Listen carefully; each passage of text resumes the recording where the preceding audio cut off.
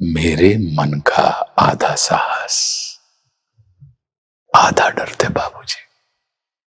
कोई भी रचना तभी कालजयी होती है जब उस रचना को पढ़ने वाले या सुनने वाले का अपना अनुभव उस रचना के साथ जुड़ा हो।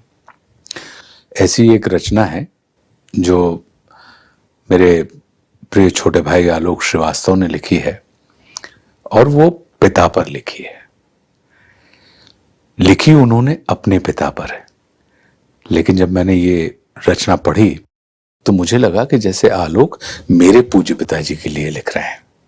और ये मेरा विश्वास है कि जब आप लोग इसे सुनेंगे तो आपको लगेगा कि संभवतः आलोक ने ये आपके पिताजी के लिए लिखी हुई है।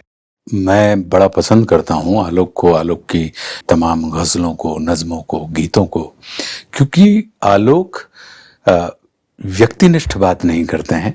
वो भले ही उनके अपने अनुभव की बात कर रहे हों, लेकिन जब उनकी कलम झरती है तो उसमें उनका अनुभव नहीं, सबका अनुभव हमें दिखाई देने लगता है। ये सफलता होती है रचना की और रचनाकार की कि जब संबंधों से हटकर रचनाकार भाव पर ले जाता है।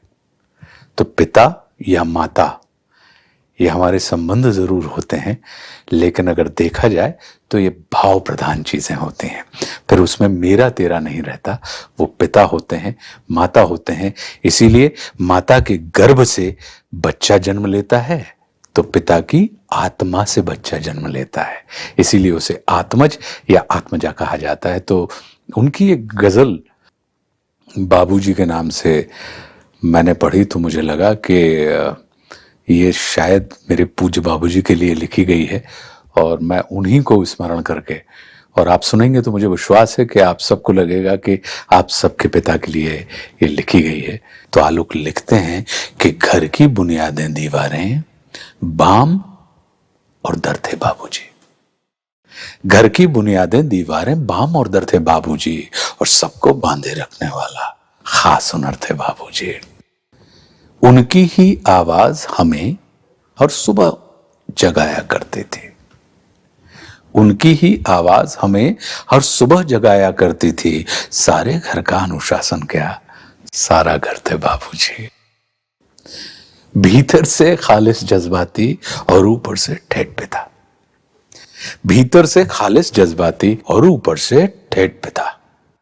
अलग, अनूठा, अनबूझा सा एक तेवर थे बाबूजी। और 3 मोहल्लों में उन जैसी कदकाठी का कोई न था।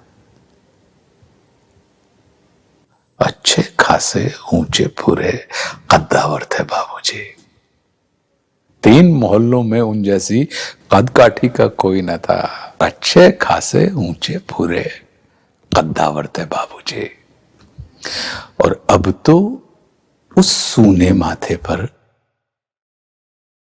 कोरेपन की चादर है। अब तो उस सूने माथे पर कोरेपन की चादर है। अम्मा जी की सारी सजधज सब जेवर थे बाबूजी। कभी बड़ा सा हाथ खर्च थे, कभी हथेली की सूजन।